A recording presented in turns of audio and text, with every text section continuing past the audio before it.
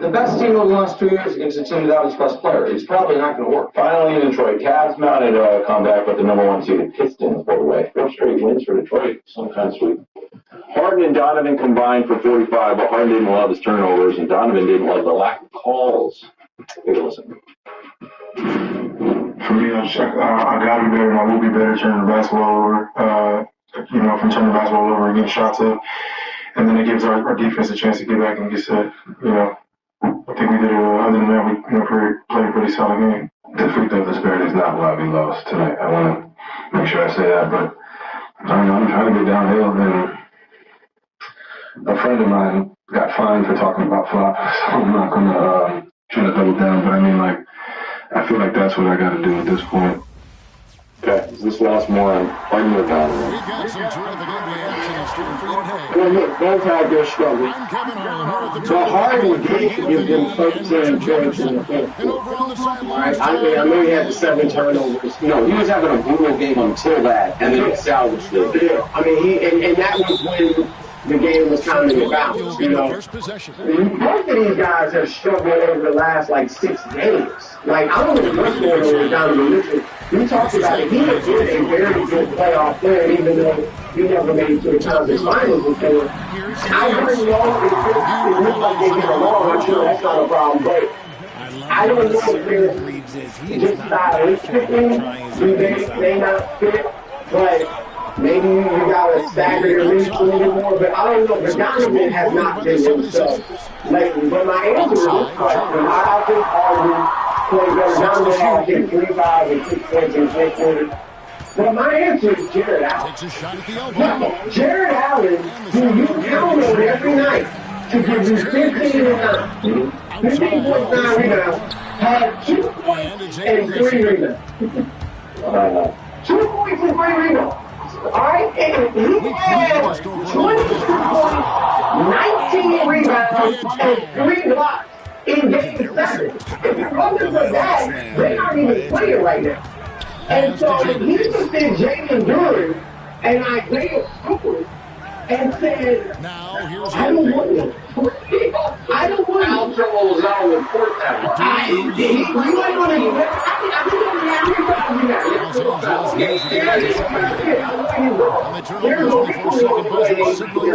and when I talk about the Cavs as being weak, finesse, yeah, I can't. What do you mean? Wow, I can't wait. I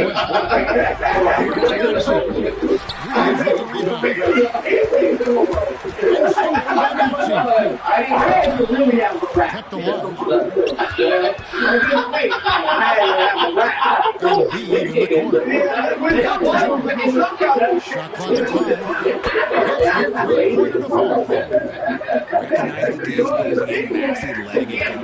Anyway, finesse. And that's, I'm not looking hard. It's not. You criticize hard all you want. You're not soft.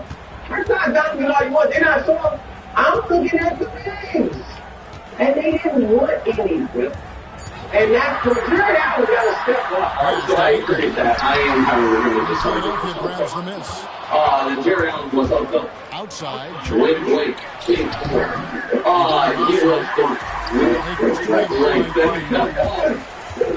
Harden is field. I mean, no matter how many cumulative stats Bolster's going to get, he's not the reliable player. And only because I got scored in working on this, and still doing it. I have one of our favorite drivers. James Harden is one pick for the playoff game with as many or more turnovers as field goals as exactly. And no, we'll probably send out a tweet that just said more. I was wrong. We can try to fix it.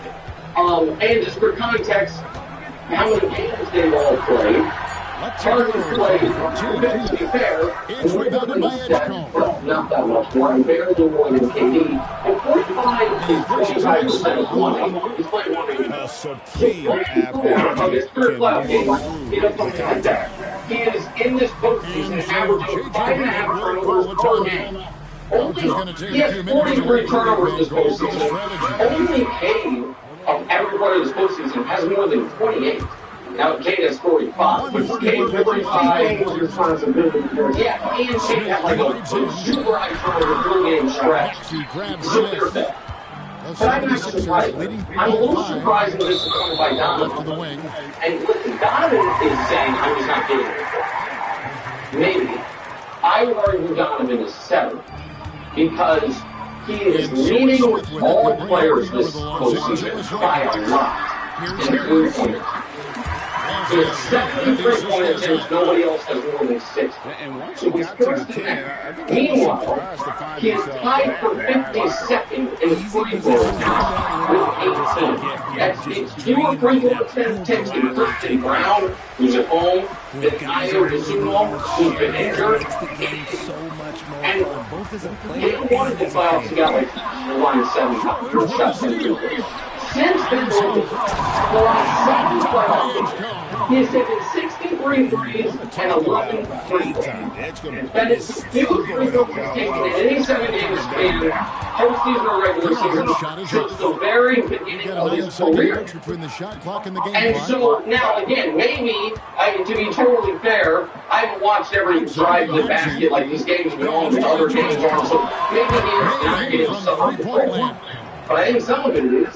He's just firing from beyond the arc. He's not just thinking about himself today and credit Brian Gilmore because he's 100% right. If he's not getting to the line, a lot of his effectiveness is given, and he's getting to the line this postseason less than any other time in his entire career. He's a problem. Embiid is out tonight. Nick is going to make a new law. I might have to watch the game. Want to know why I choose Robinhood Gold for managing my money? Check out this APY on uninvested cash. With Robinhood Gold, you get higher rates than without a gold subscription. Ready to level up your investment potential? Subscribe now. Make the most of your money with Robinhood Gold. He wanted to do it too. There was no doubt in his mind. Some basketball fans know every team's home record, road performance slips, how teams perform on back-to-back. There's walking basketball databases. Before every game, fans check starting lineups, review injury reports, debate outcomes in group chats. Then, just watch. But there's now a platform where basketball dollars become trading positions on actual... Happy Wednesday. We begin our show with some breaking news out of Philadelphia. Joel Embiid has been ruled out already for Game 2 of the Eastern Conference semifinals tonight against the Knicks. He has some right hip soreness that's bugging him and a right ankle sprain as well. So big news here, and that means we bring in Big Sean. Sean Sharanya, our senior insider, is with us. What exactly led to Philly's decision, Sean, to rule out Joel Embiid, especially so early in the day here? When I'm going to Joel Embiid woke up with increased soreness and pain in his hip and ankle, and he ended up having additional treatment. Boy, I'm trying. Boy, you causing this. Of the morning, you can't fuck with me, nigga. He was not able to participate in treatment. When that ankle, that hip just was not responding to treatment and additional aspects that he was in the medical job, the Sixers were the ones to make this guy is a scoring machine. I know you want to describe it. Stepped in and essentially kept him out. We know Joel loves to play and has tried to play through different elements of the game. Now, matching the edge coach or going to this play on the foul and his status, he's certainly important. All right, we certainly know the Sixers team has experience with basketball league, but they are definitely here for this game too, Sean. And we're going to bring us to that insight. We welcome you inside our Los Angeles studio, NBA champ Kendrick Perkins, former #1 pick today. Agumake, the best in the business, Brian Windhorst. Wait, no. Here we have Dr. Malik. Oh! That's why we're in the pilot Perkins today. Well, I heard you doctor is responsible. However, not the kind of doctor that can diagnose what is going on with your behavior. Do not trust me with that medical advice. But Perkins, that's a big fan. What do you think the Sixers' chances are? No, you will be No chance. Really? No chance. You see the way the Knicks been playing basketball? Over the last 4 games, offensively and defensively, they beat Joel Embiid. And I'm to the point now where it's not just unfortunate. if you're a 76ers fan. Here's Watson. It's very, very frustrating. And I'm to the point now because Anthony Edwards has set the bar and the standard. That was amazing. I don't want to hear about doctors and the team holding you out. Because the doctors and teams, they couldn't hold Anthony Edwards out. Anthony Edwards went in there, put his foot down and said, I'm going to play. I'm going to be available. I get it. Joel Embiid, right, his history is long when it comes to his injuries, but damn it, man, this is so much of a disappointment. Like, it really is. Look, different year, same story. Yeah. Completely agree. It is a different year. It is the same story. And the crazy thing is that they gave us hope with how they performed versus the Boston Celtics in Game 7. You felt like he was so close. This team was so close to actually being right at the right time. For Joel Embiid, I mean, it's a different circumstance than Anthony Edwards. Joel has a CVS long receipt of nicks and knacks and issues and surgeries, and the latest being the appendectomy that he dealt with. But I am the most optimistic probably human here at ESPN, yes. And I don't see a chance, a path forward without Joel Embiid for the Sixers to advance. The way that the Knicks are playing, and also if I'm Karl Anthony Towns, Wendy, I'm like, oh, I am salivating. Now it's my turn. We saw in Game 1 Jalen Brunson do his thing. This is the first time we're seeing the Knicks be unselfish. They dive on the floor for loose balls. Mike Brown said that after the game, I think of Game 1, he's like, we're getting that type of effort regardless of whether we win or lose. We don't know what the possession's going to look like. And now you have Cat who can go and say, like, okay, now you go do that. He's fully capable. From probable to out on a playoff trip. Damn. In the annals of Joel Embiid injury history, of which there's a lot, this is another chapter. Probable to out. And you know what? We just showed all those. Oh, goodness. I'm sorry, Wendy. I'm sorry. You weren't scheduled to be. Oh, why? Because Joel's out. Now you're all excited. And that's going to be a turnover. They call for 8 seconds. For Joel Embiid tonight. We wish him well. We're looking forward to him coming back. Well, they don't have time to dwell on that. They just need to learn from their mistakes. New York stand up. I'm going to tell you something though, Stephen. When Jalen Brunson was coming off those screens and Embiid was in that drop coverage and he was getting all those straight shots, that's not going to be there tonight. They were going to keep their defense and Brunson's not very much fit. It doesn't matter. They're going down 0-2. Brunson going to it's going to be about 9. Karl Anthony Towns is going to have another triple double. OG going to come down there. Good work. I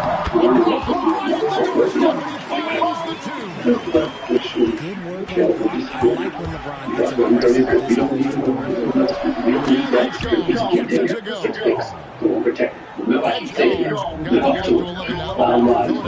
we go off swollen.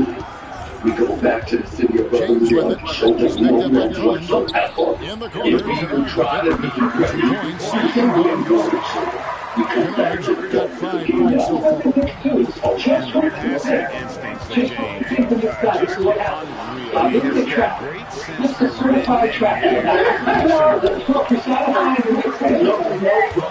I have to agree with Steve, but because it's not just the game one. It's Jesus on the last four. These pitchers get offensive, they're working on all cylinders. And then some point, I know how to think about that. And then some point, that was just real. All this Jalen Brunson, the last time Joel Embiid was out in a Game 2, when they got absolutely smacked in a Game 1, everyone else stepped out. And the last one of Maxey 29 points at 130, that was games of versus Celtics.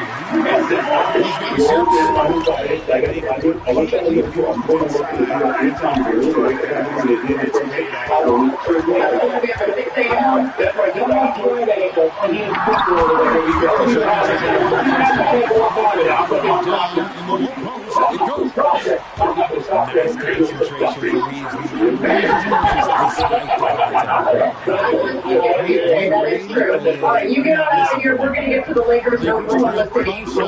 Tim, what can we expect? Knowing what we thought last round in Game 2 without Joel Embiid, tonight in this Game 2 against the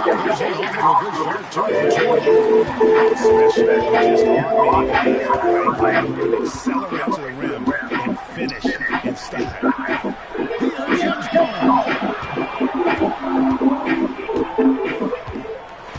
side, George. Shot clock at 6. And here's Maxey. He cleans it as the shot clock ticks down.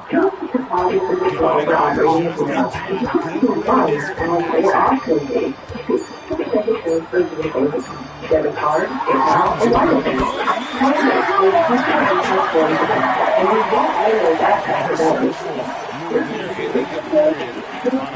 Wherever, whenever you do, take charge of your finances and experience the difference. The point is, today. Tyrese Maxey. He's been the guy making things happen with the 76ers. That quarter had to take a lot out of him. He racked up 12 points. He'll get you. Well, Malik, I think we should expect to see at least an attempt to replicate the formula that, as you said, the Sixers used in that game to win against the Boston Celtics in TD Garden. The game that really started to flip that series around because it gave them an opportunity to come back from down 3-1 once Joel Embiid got back on the court. Now, what did Philly do in that game? They started in Nba2k26 at center. I would expect them to do that again. Have Andre Drummond remain in his role coming off the bench. I would expect them to have Tyrese Maxey be far more aggressive than he was in game 1. He took only 1 shot in the first quarter, only 3 in the first half. He was really not involved in the game. I would certainly expect him to be far more aggressive, get a lot more shots, try to carry this team to a win like he did in that game. The other thing I expect to see is a lot of 3-point shooting. Philadelphia was 19 for 39 in that game to win. And shot making is really correlated to how the 76ers have played in these playoffs. I think that's a huge surprise. But in the games that they've hit shots, Malika, they are 4-1 and have been competitive. In 3 games, they have not hit shots. In game 1 of this series, the other night against the Knicks, they have gotten blown out of the gym. So for any chance the Sixers want to have to make this game tonight because they're competitive, they got to make shots and stay in it. And that starts with getting Tyrese Maxey going, which will be easy. Yeah, when you say make shots, you mean it.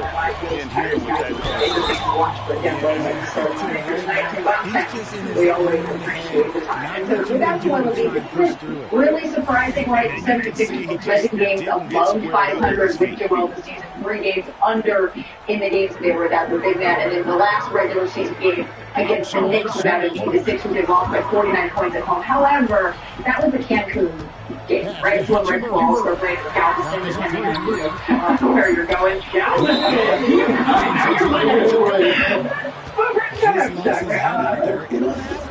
You and Chuck debate, it must happen over Galveston, Texas. But that's a conversation for another day. The conversation here is about the 76ers, and it doesn't bother everyone who wants to see it healthy, but if it Tyrese Maxey is going to step up.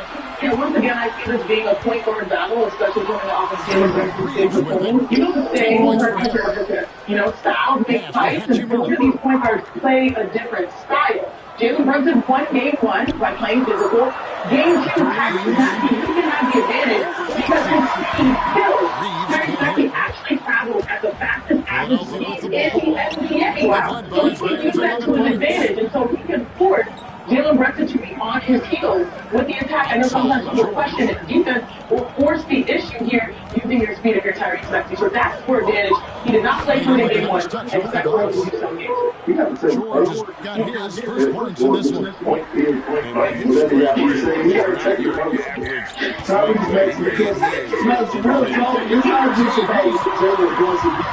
4 this quarter.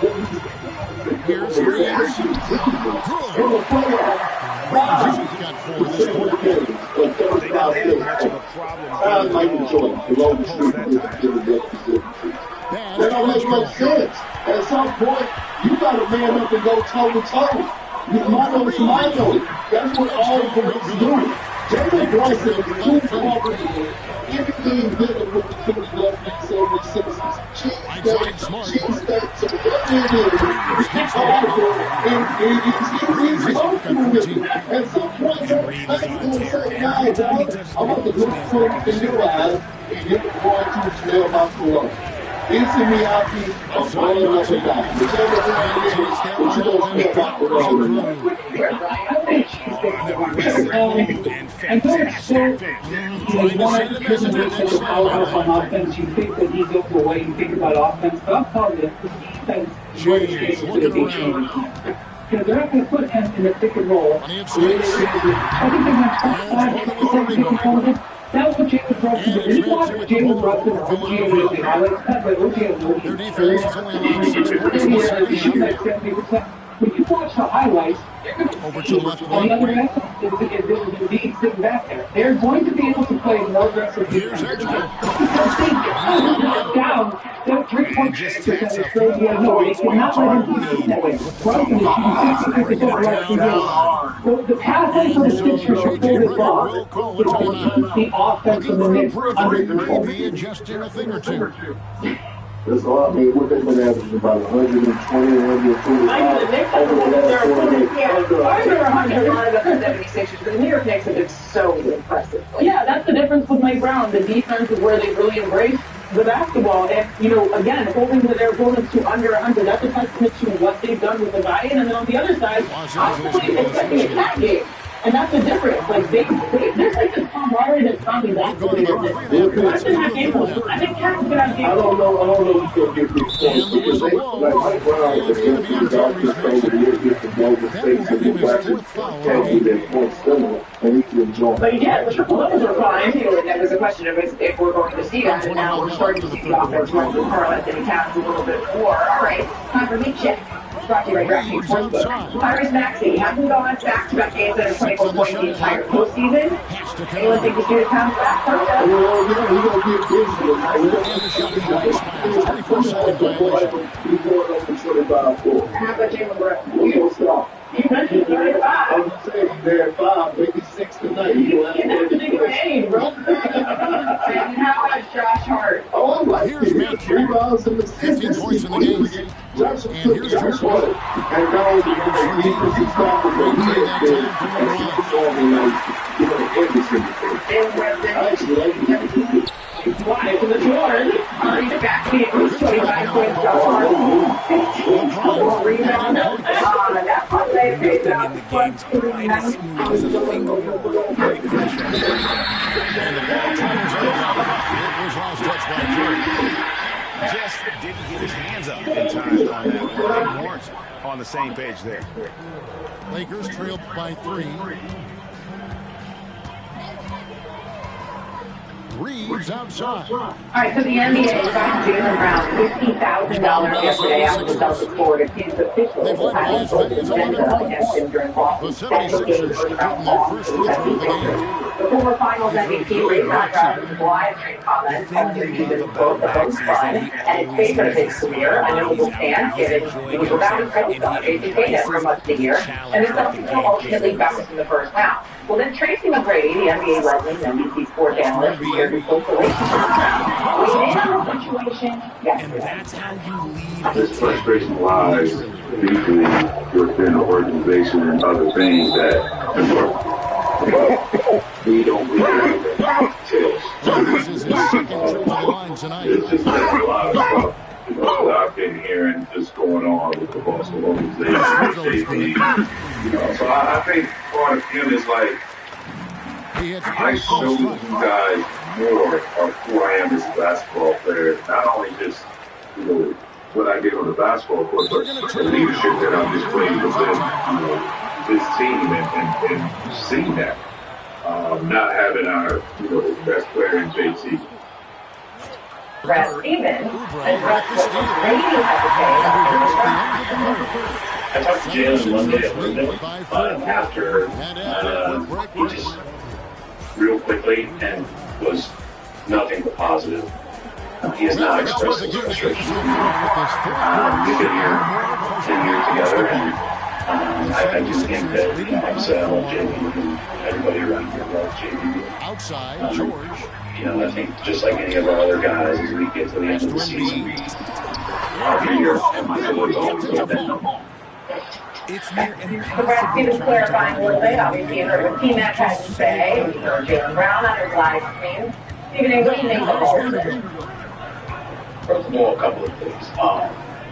With Vince Carter, Tracy McGrady, that's two great guys. Two great basketball players. They don't lie, they ain't two-faced, they ain't phony. They're doing a great job, covering the NBA, but more importantly, anybody that's covered the game, they're good people. And they know what the hell they're talking about. And Prince is more calm. Delivery of this presentation, Tracy bringing more fearlessly in your face. And they've done some nice work as we've come down the stretch here in the final quarter. Building out this lead brick by brick. They have taken a very that about James Brown, college, damn well they do. But we know who he's talking about. Just get that out of the way first. He's doing great work, fellas. He's doing y'all thing. Somebody when it comes to Brad Stevens, respectfully, here's what I don't care about with the organization. I'm a fan of Brad Stevens. I know he may win the championship, he can get into the finals, but damn it, he coached for the first season, conference finals, and then he coached. Man, I think he's been a hell of a executive for the Boston Celtics. I'm a fan of Brad Stevens. But I don't particularly want to hear because here's the thing that I would say to people. If it was, please tell me what you want out of there. And Allie, thanks so much. Reeves outside. That's hard to shoot. You're saying that Couldn't get the shot off in time. nothing to me. Absolutely nothing. Jaylen Brown, Tony, is smart. He's an all-world player. He went out there and he proved himself this year and deserved all the credit in the world. But you ask for most of yourself.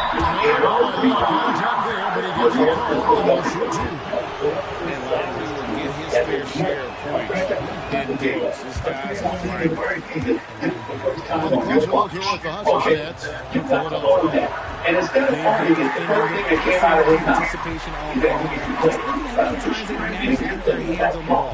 no, it's not often you see him able to deliver. You know how I felt about him getting rejected from the San Antonio Bears. I put that with the MVP one, and I'm going to watch that.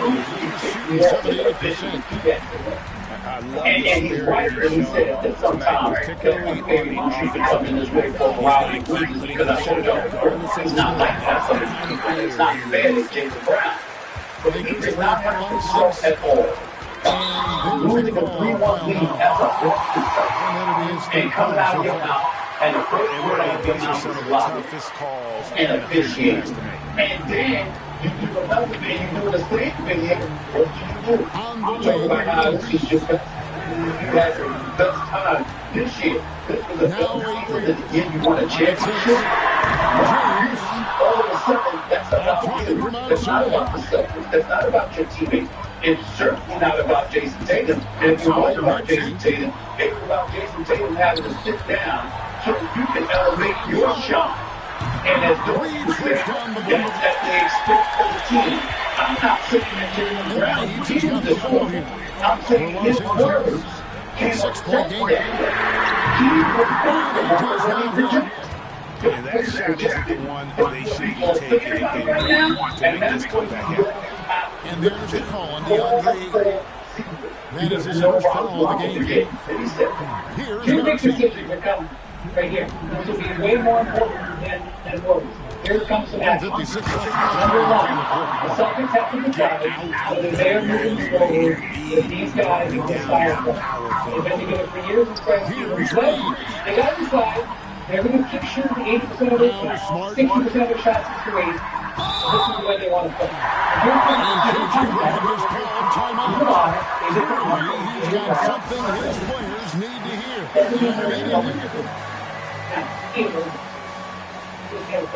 That's not what I'm saying.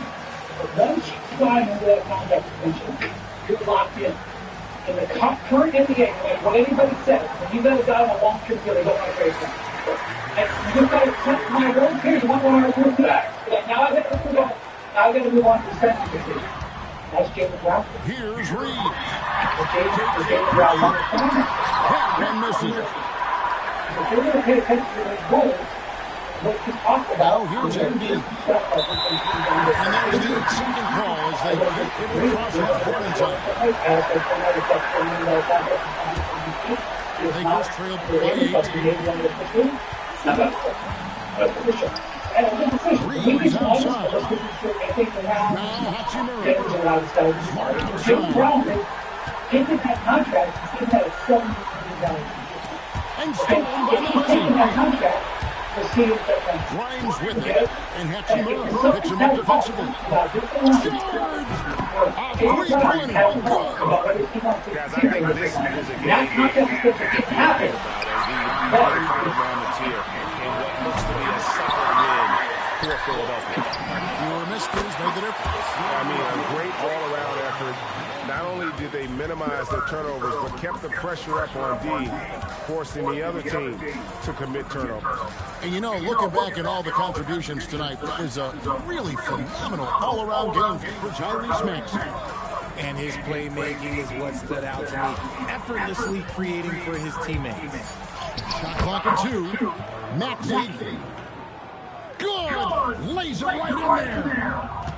And credit the whole team. It was a focused, concerted effort to put this one away. And it felt like they just flipped the switch to go on that run and seal the game. Saving their best basketball for the end. Always smart.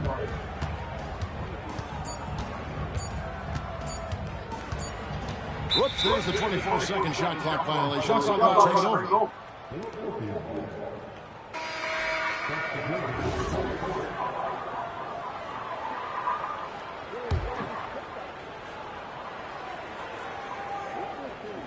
Let's raise up 3. So it's Philadelphia winning this one easily.